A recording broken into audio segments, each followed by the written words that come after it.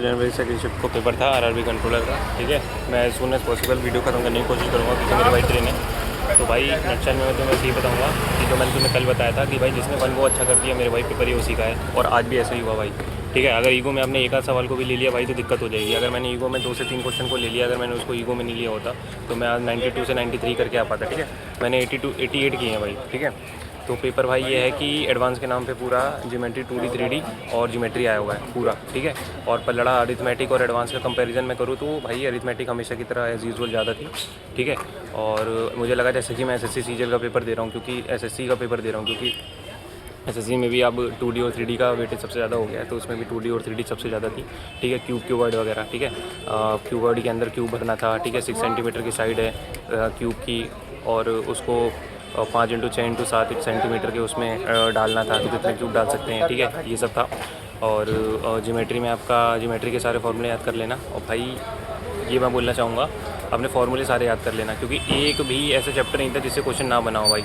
ठीक है, स्टैट्स हो गया, आपको प्रोबेबिलिटी हो गया, आपका स्टैटिस्टिक्स हो गया। स्टैटिस्टिक्स बहुत इंपॉर्टेंट है भाई, उस अकेले चैप्टर से 5 से 6 क्वेश्चन थे 60 में से। ठीक है, स्टैट्स हो गया, प्रोबेबिलिटी हो गया आपका, और क्या कहते हैं ज्योमेट्री 2D और 3D भाई मोस्ट इंपॉर्टेंट भाई। 2D और 3D मोस्ट इंपॉर्टेंट है, उसके सारे टाइप देख के जाना।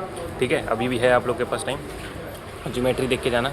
ठीक है, और अरिथमेटिक में मेरे भाई अरिथमेटिक से ऐसा कोई चैप्टर नहीं था जिससे क्वेश्चन उसने ना बनाए हों, उसे हर एक चैप्टर से क्वेश्चन बनाए हैं। ठीक है, तो आपको ये करके जाना है। और जो फोरमोस्ट चैप्टर है भाई अरिथमेटिक में वहाँ का प्रॉफिट एंड लॉस है। ठीक है, आपका प्रॉफिट एंड लॉस है पर परसेंटेज से सवाल नहीं था, इलेक्शन बेस्ड सवाल नहीं था। और प्रॉफिट एंड लॉस था आपका। टाइम एंड वर्क भाई most important, time and distance से 3 सवाल थे, मोस्ट इंपॉर्टेंट चैप्टर। ठीक है, और आपका पाइप एंड सिस्टम से 1 सवाल था।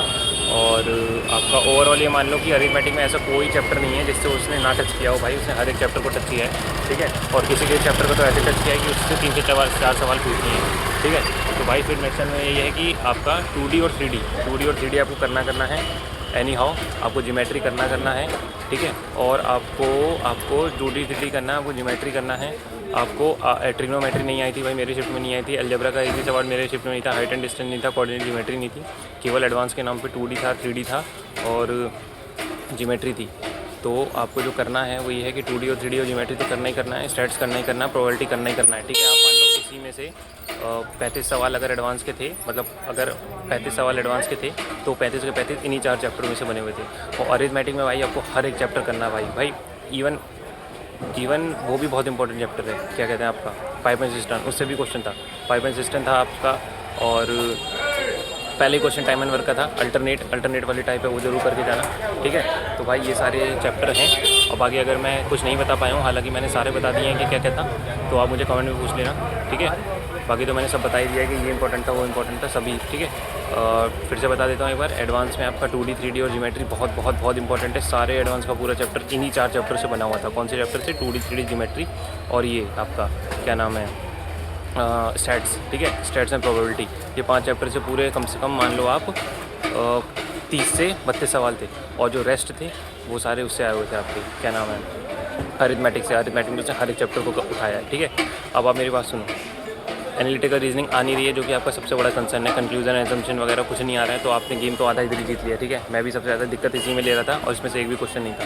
तो उसने पूरी रीजनिंग उसकी दी है, मेंटल रीजनिंग, पूरी रीजनिंग के नाम पे मेंटल रीजनिंग पूछा है। आपका बिल्डिंग ब्लॉक हो गया, मंडे ट्यूसडे को एग्जाम है। ठीक है, सेमिनार ट्यूसडे को है, मंडे को ये वाले क्वेश्चन बिल्डिंग ब्लॉक हो गया। सिटिंग अरेंजमेंट, स्क्वायर में बिठाना है, सर्कल में बिठाना है। ठीक है, कॉर्नर में बिठाना है, कोई साउथ में देख रहा है, कोई नॉर्थ में देख रहा है। आपका जो रीजनिंग में है कम से कम 6 से 7 क्वेश्चन केवल सिटिंग अरेंजमेंट के थे। एज यूजुअल RRB हमेशा सबसे ज़्यादा इसी से पूछता है। ठीक है, और क्या कहते हैं एनालॉजी वगैरह बहुत ईजी थी, सीरीज़ वगैरह बहुत ईजी थी। वो मिसिंग नंबर से बहुत आया था, मतलब रॉन्ग टर्म से बहुत सारे क्वेश्चन थे, मतलब 2 से 3 थे। ठीक है, रॉन्ग टर्म से बहुत सारे का कहने का मेरा मतलब ये है मेरे भाई कि आपको सारे सही करके आने हैं। और पेपर भाई थोड़ा सा इजी है लेकिन वो कैलकुलेटिव है।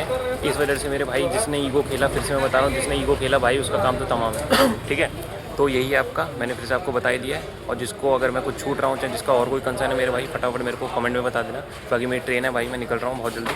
ठीक है, और भाई मैंने बहुत जल्दबाजी में सिर्फ आप लोग के लिए वीडियो बनाई है, मैं बाजार में बैठा हुआ भाई। ठीक है, तो भाई 1 सब्सक्राइब तो बनता है प्लीज़ यार। ठीक है, बाकी ये वीडियो अपलोड हो जाएगी तो आप इसको देख लेना।